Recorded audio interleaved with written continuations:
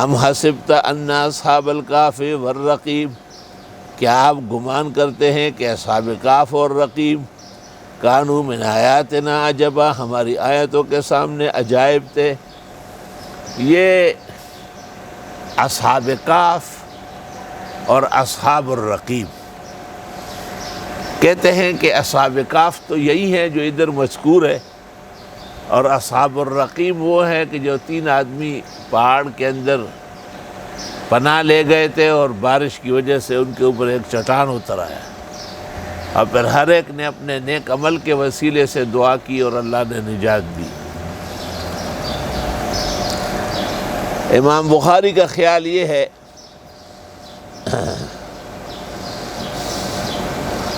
کہ اصحاب الکہف وہ ہے اور یہ اصحاب الرقیم ہے۔ شانور شاہ صاحب نے لکھا ہے کہ شہ کوچک کے اندر ایسی جگہ دیکھی گئی ہے جن کے بارے میں اصحاب کہف کے مواطن کا اندیا ہے۔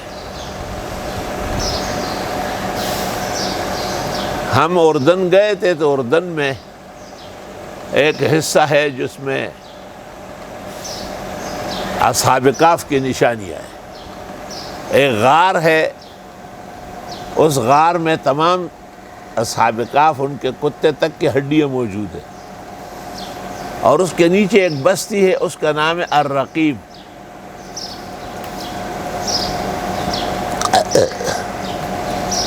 اور یہ مسجد جو اصحاب کہف کی تھی بیت المقدس کی طرف قبلہ ہے۔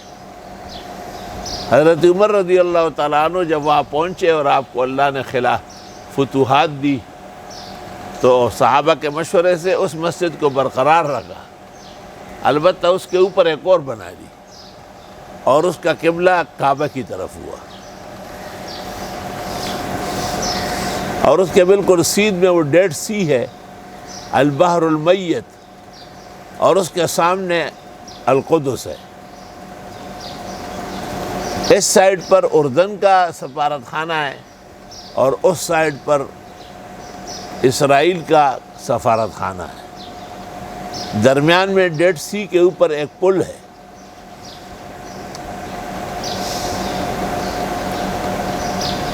اور بیت المقدس کی جو روشنیاں ہیں رات کے وقت اردن سے نظر آتی ہیں۔ اردن والوں نے کہا ہماری عورتیں وہاں ہیں، ان کی عورتیں یہاں ہیں، لیکن اکثر حالات کشیدہ ہوتے ہیں تو آنا جانا نہیں ہوتا۔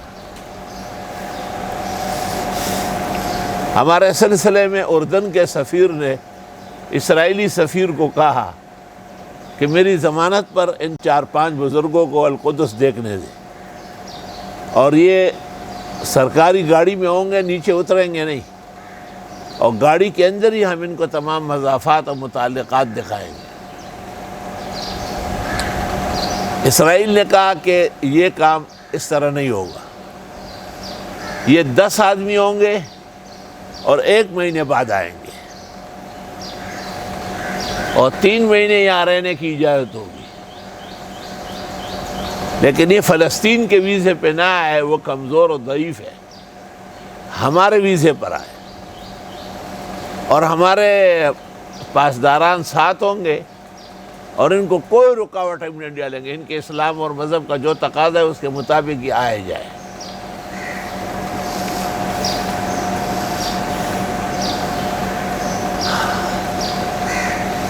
چنانچہ باوجود بسیار کوششوں کے ممکن نہ ہوا کہ ہم آگے بڑھ سکیں۔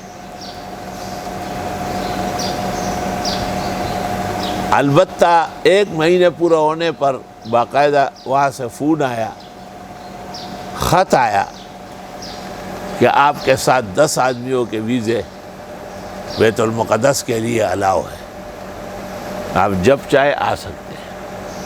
لیکن اتفاق سے ان دنوں میں حالات بہت سنگین تھے تو مناسب نہیں سمجھا گیا۔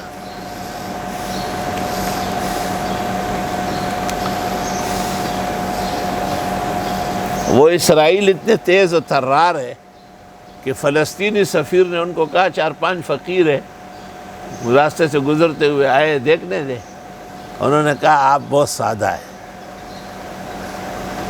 میرا نام لیا کہ یہ طالبان کے استاذوں کے استاذ ہے، یہ ادھر سے ہی موبائل پہ کہہ دے گا کہ میں پہنچا ہوں تم آؤ، اور پھر کسی کا باپ طالبان کو روک لے گا۔ تو مجھے اردن کے سفیر نے کہا دیکھو خدا نے ہیبت کتنی ڈالی ہے۔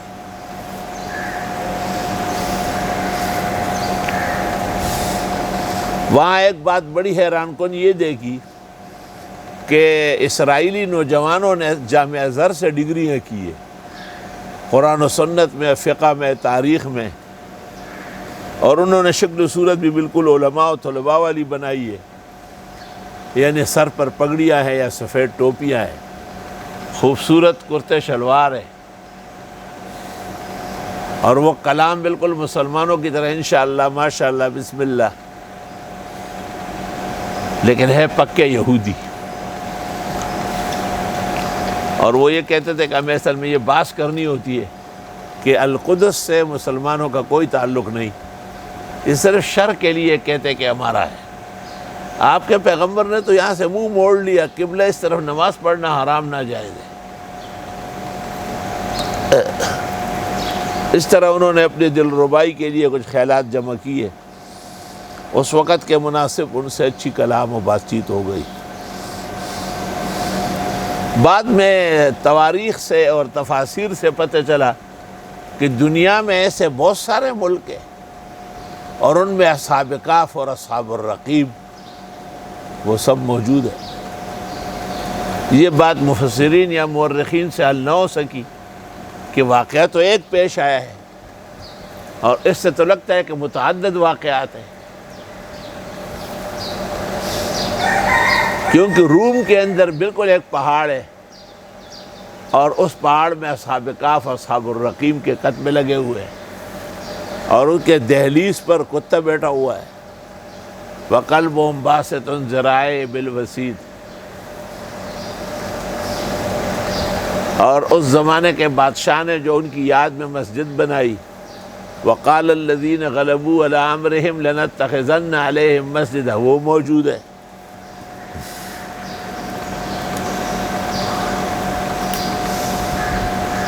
دنیا کے اندر کئی جگہ ایسی دیکھی گئی کہ جس کو دیکھنے کے بعد یقیناً اسی کا خیال آتا ہے کہ یہی مراد ہے، لیکن یہ اردن کا جو حصہ ہے یہ اس لیے یقینی ہے کہ یہاں پر بستی کا نام رقیم ہے، اور یہاں پر وہ مساجد موجود ہے جو القدس کی طرف ان کا قبلہ ہے، اور مسلمانوں نے وہاں آ کر کے اس پر اطمینان کیا ہے۔ حضرت اقدس امام الازہر مولانا انور شاہ صاحب، جو اللہ تعالیٰ نے علوم اسلام اور پوری تاریخ عالم کا احفظ و اتقن بنایا ہے، وہ کہتے ہیں کہ اشیاء کوچک کے اندر کوئی جگہ ہے، وہاں پر یہ واقعہ پیش آیا ہے۔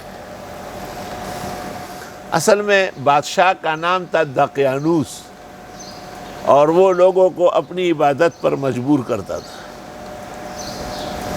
تقریباً پوری آبادی اور شہر اس کو الہ مان چکے تھے۔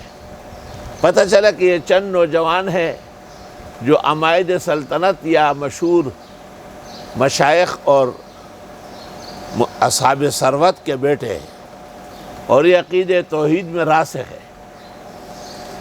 ان کو بلایا اور دربار میں بھی انہوں نے نعرہ مستانہ نعرہ توحید بلند کیا۔ بادشاہ دقیانوس کو یا تو ان کی جوانی پر یا بوجہ عمائد سلطنت کے آل و اولاد ہونے کے یا اور قرینہ مصلحت کے تحت اس وقت ان کو موقع دے دیا گیا کہ سوچ کے آ جاؤ۔ یہ لوگ جب باہر نکلے تو آپس میں کہا کہ یہ بادشاہ تو ہمیں نہیں چھوڑے گا، تو ایک غار کی طرف ان کا جانا ہوا، اور وہاں انہوں نے دعائیں مانگی۔ بقدرت الہی وہاں ان کو ایک نیند قسم کی سلا دی گئی،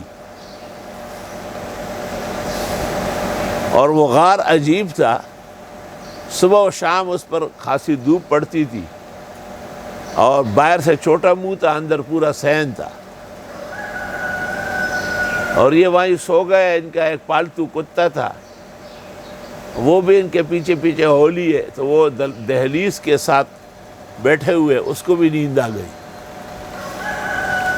309 سال کے بعد یہ جاگے، بھوک لگ گئی تھی تو کہا بھئی یہ سکہ لے لو، بازار میں کسی اچھے دکاندار سے کھانا لے آنا۔ جب بازار میں انہوں نے وہ سکہ دکھایا، پتہ چلا کہ یہ دقیانوس کے زمانے کا سکہ دکھا رہے ہیں، 300 سال پہلے کا۔ شور مچ گیا بازار میں۔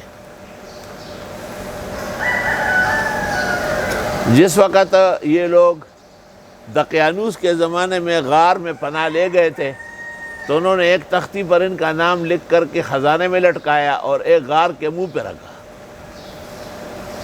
تو لوگوں کو من جملہ واقعات ان کے اور احوال معلوم تھے۔ لیکن اب زمانہ دقیانوس کا ختم ہو چکا تھا اور بیدروس کا زمانہ تھا، بادشاہ تھا بیدروس۔ وہ اعلیٰ درجے کا مسلمان تھا، عمدہ قسم کا موحد تھا، باس بعد الموت پر یقین رکھتا تھا، غالباً ملت مسیحی کا پابند تھا۔ ان کو جب پتہ چل گیا تو ان کا لوگوں کے ساتھ اختلاف تھا کہ مرنے کے بعد جینا ہے یا نہیں۔